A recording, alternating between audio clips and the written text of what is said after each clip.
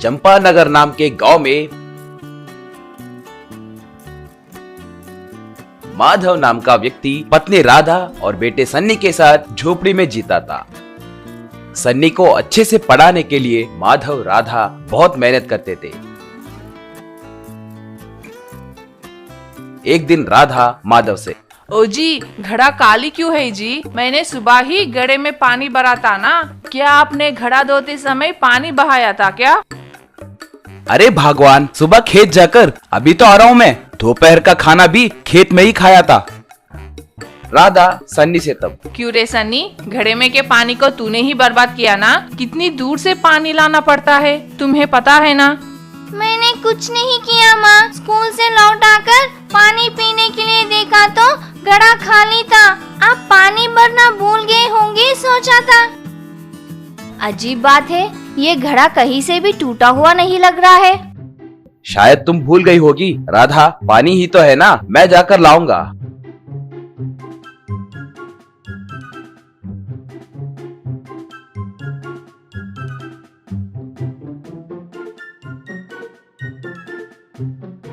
दो दिनों के बाद राधा, ओ जी, आज फिर घड़ा खाली हो गया है जी। शायद मटके से पानी टपक रहा होगा री, एक नया मटका खरीदेंगे। अगर मटके में छेद होता तो 2 दिन से पानी घड़े के अंदर ही क्यों था? ऐसे 2 दिन में एक बार घड़े में का पानी गायब हो रहा था। ये कैसे हो रहा है किसी को समझ नहीं आ रहा था। एक दिन सन्नी, इस राज को किसी भी तरह पता करना होगा, कहकर अपने मन में सोचा। स्कूल को गए जैसे घर से निकला। माधव और राधा के बाहर जाते ही सन्नी घर के अंदर जाकर पलंग के नीचे छुप गया। बहुत देर बिना हिले वहीं छुपकर गौर कर रहा था। तभी सन्नी को अजीबोगरीब आवाजें सुनाई दिए। सन्नी उस तरफ देखने लगा। मटके के पास जमीन पर एक छोटा सा दरवाजा खुला। उसे देखकर सन्नी आश्चर्य में पड़ गया। उस दरवाजे में से थोड़े लिलीपुट्स बाहर आए। वो एक सीढ़ी को लेकर घड़े पे रखे और थोड़े लिलीपुट्स उस सीढ़ी की मदद से घड़े के ऊपर चढ़े। घड़े में से पानी को निकालकर अपने घड़ों में भरने लगे। वो अपने घड़ों को उस दरवाजे के अंदर से नीचे ले जाने लगे। सन्नी चुपचाप पलंग के नीचे से बाहर आया। जब दरवाजा बंद होने ही वाला था, तब आखिरी लिलीपुट को पकड़कर सन्नी उस लिलीपुट से, तुम्हारी कितनी हिम्मत, हर दिन मेरे घर में से ही पानी चोरी करोगे क्या? मेरी माँ इस पानी को कितने दूर से लाती है, पता है क्या तुम्हें? मुझे छोड़ दीजिए, मुझे छोड़ दीजिए। तुम्हारे घर के नीचे ही हमारा लिलीपुट राज है। मेरे साथ आओ, मैं तुम्हें सब दिखाऊंगा। वो ऐसे सन्नी को अपने साथ उस दरवाजे को खोलकर जमीन के नीचे ले गया। उस राज्य को देखकर सन्नी दंग रह गया। वहाँ राजभवन के जैसे एक छोटा सा महल था। उसके आगे एक छोटा सा स्विमिंग पूल भी था। उस स्विमिंग पूल में स्लाइड्स भी थे। उसके अंदर लिलीपुट्स खुशी से उछलते हुए, तैरते हुए खेलने लगे और स्लाइड्स के ऊपर से फिसलने लगे। सन्नी को अपने साथ लाया लिलीपुट सन्नी से, मैं इस राज्य का महाराजा हूँ। हमारे राज्य में नदी के सूखने के कारण दूसरा कोई रास्ता नहीं बचा था, इसीलिए हमें तुम्हारे मटके में से पानी को चुराना पड़ा। सिर्फ स्विमिंग पूल ही नहीं, हमारे सारे जरूरतों के लिए इसी पानी का हम इस्तेमाल करते हैं। हम इस पानी पर ही निर्भर हैं। अगर किसी को हमारे रहने के बारे में पता चला तो हमारे अस्तित्व को ही खतरा है। हमारी जिंदगी तुम पर ही निर्भर है बेटा। पानी की कीमत मुझे पता है जी। आप अगर हमारे मटके में से पानी को चुराने आओगे तो आप लोग और खतरे में गिरोगे। कल से मैं तुम लोगों के लिए पानी लेकर आऊंगा। हमारे मटके में से पानी चुराओगे तो मेरे माँ को शक होगा। अगले दिन से सन्नी चोरी छुपे मटके में पानी भरकर उस छोटे से स्विमिंग पूल में डालने लगा। ऐसे सन्नी और लिलीपुट्स अच्छे दोस्त बने। थोड़े दिनों के बाद एक आदमी माधव के घर आकर, देखो माधव, अब तक तुमने मुझसे लिया कर्ज 1 रुपया भी नहीं चुकाया। मैं तुम्हें 1 महीने का मोहलत दे रहा हूँ। इसके अंदर मुझे देने वाले पैसे मुझे देना होगा, नहीं तो तुम्हारा खेत घर मेरे हवाले करके गांव छोड़कर जाना होगा। ये क्या जी, अग्रीमेंट के प्रकार और 2 महीने का समय है ना। वैसे मैं ठीक समय पर ब्याज तो भर रहा हूँ ना, ऐसे किए तो कैसे जी। वो सब मुझे नहीं पता, मुझे तुरंत पैसे चाहिए बस। कहकर चला गया। घर में सब उदास होकर बैठे हुए थे। अगले दिन सन्नी पानी लेकर लिलीपुट राज्य को आया। सन्नी क्या हुआ, ऐसे उदास क्यों हो? सन्नी उसे जो बीता वह सब बताया। अरे रे, इतनी सी बात के लिए इतना क्यों परेशान हो रहे हो? कहकर बोरियां भरकर उसे सोना दिया। इससे आपके सारे परेशानियां दूर होंगी। हमारे लिए तुमने इतना किया ना, तो तुम्हारे लिए कम से कम छोटी सी मदद करना हमारी जिम्मेदारी है। सन्नी उन्हें नमस्कार किया। सन्नी उस सोने को लेकर अपने पिता को देकर सब कुछ बताया। माधव उस सोने से अपने खेत को छुड़वाकर सारे कर्ज चुकाकर एक अच्छा घर बनाया। सन्नी हर दिन लिलीपुट्स के लिए पानी ले जाकर उनसे खेलने लगा।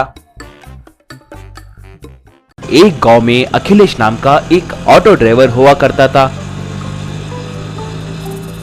पत्नी मीरा और बेटा बबलू के साथ खुशी से जी रहा था। अखिलेश उससे जितना हो सके उतनी लोगों की मदद करता रहता था। अपाहिज और हॉस्पिटल जाने वाले मरीजों को उनके कहे जगह पर मुफ्त में ले जाता था। अपने बस्ती में रहने वाले बच्चों को बिना पैसे लिए स्कूल में छोड़ता था।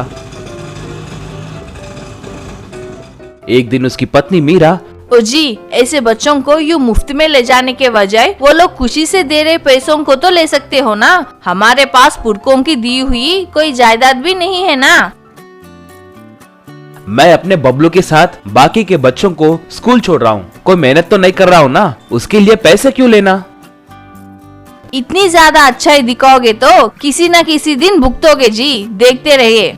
बबलू स्कूल में बहुत अच्छे से पढ़ता था और समझदार भी था। प्रोजेक्ट वर्क्स के लिए मॉडल्स तैयार करने बबलू बहुत दिलचस्पी दिखाता था। अपने सारे दोस्तों को माचिस बॉक्स से रेल, माचिस के तीली से ब्रिजेस, ऐसे तरह तरह के मॉडल्स तैयार करके देता था।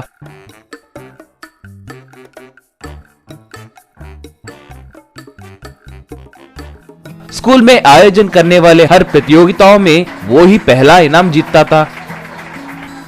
क्योंकि अखिलेश हरदम लोगों की मदद करते रहता था तो लोग उसकी प्रशंसा करते रहते थे। मगर ये बात अखिलेश के दोस्त राकेश को बिल्कुल पसंद नहीं था। ऊपर से वो अखिलेश के साथ बहुत अच्छे से बात करता था, मगर अपने मन में इसके समाज सेवा के वजह से हमारा धंधा नहीं चल रहा है, ये अपने आप को बड़ा हीरो समझता है। एक बार सारे ऑटो ड्राइवर्स मिलकर अखिलेश का सम्मान किए। वो देखकर राकेश ईर्ष्या से जलने लगा और राकेश कुछ भी करके अखिलेश की जिंदगी को बर्बाद करने के लिए सोचने लगा। एक दिन ऑटो स्टैंड में रहे अखिलेश के ऑटो को राकेश एक लॉरी से ऑटो को टक्कर मारकर चला गया। वो ऑटो चकनाचूर हो गया। फिर राकेश मासूम बनकर अखिलेश के घर आया। कितना बड़ा अनर्थ हो गया है रे, तुम्हारे ऑटो को लॉरी ने टक्कर मारा है, अब तुम्हारा ऑटो किसी काम का नहीं है रे, ये बात तुमसे कहते हुए मुझे बहुत अफसोस हो रहा है। वो सुनकर अखिलेश गश्त खाकर नीचे गिर गया।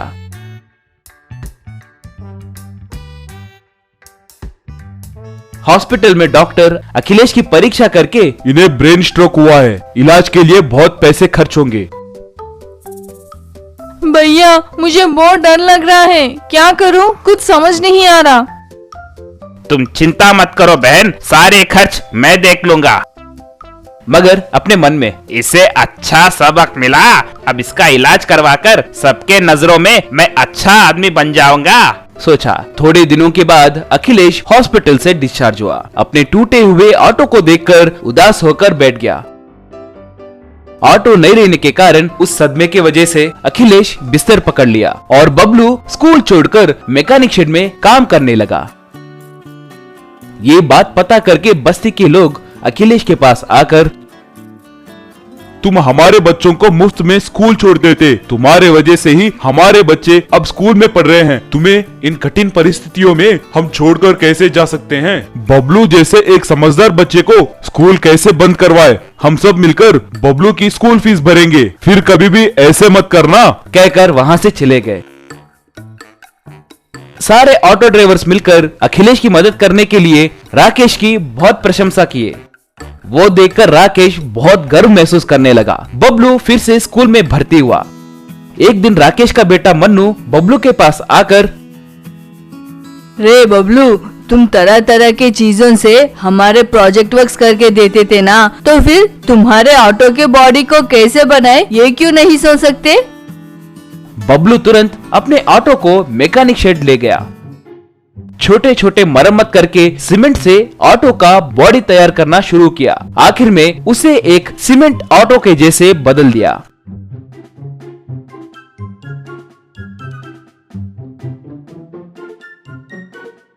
बबलू सीमेंट ऑटो चलाते हुए अपने घर आया।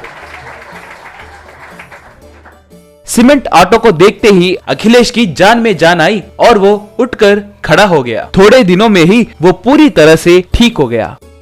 अखिलेश हरदम के जैसे ही सीमेंट ऑटो चलाते हुए बच्चों को स्कूल ले जाने लगा। थोड़े दिनों के बाद मन्नू बबलू के पास आकर, रे बबलू, तुम्हें एक बात बतानी है। तुम्हारा ऑटो नाश होने का और तुम्हारे पिताजी की तबीयत खराब होने का कारण मेरे पिताजी ही है। मैंने ये बात मेरे पिताजी मेरे माँ को कहते हुए सुना। ये बात धीरे धीरे ऑटो ड्राइवर्स तक पहुंची। सब मिलकर राकेश को खूब पीटे और राकेश को अखिलेश के पास ले गए। तुम शिकायत लिखकर दो अखिलेश भाई, हम इसे ले जाकर पुलिस के हवाले करते हैं। नहीं, ये मेरा दोस्त है। मेरे ऊपर जलन की वजह से इसने ऐसे किया होगा, मगर हॉस्पिटल में इसी ने मेरा ख्याल रखा था ना, इसीलिए पुलिस कंप्लेंट देने की जरूरत नहीं है। इसके वजह से ही मेरे बेटे का हुनर सबको पता चला है। एक बड़ा ऑटोमोबाइल कंपनी वाले मेरे बेटे की पढ़ाई पूरी होने के बाद उसे नौकरी देने के लिए आगे आए और इसके पढ़ाई के लिए पूरा स्कॉलरशिप भी दिए। राकेश अखिलेश को माफी मांगा।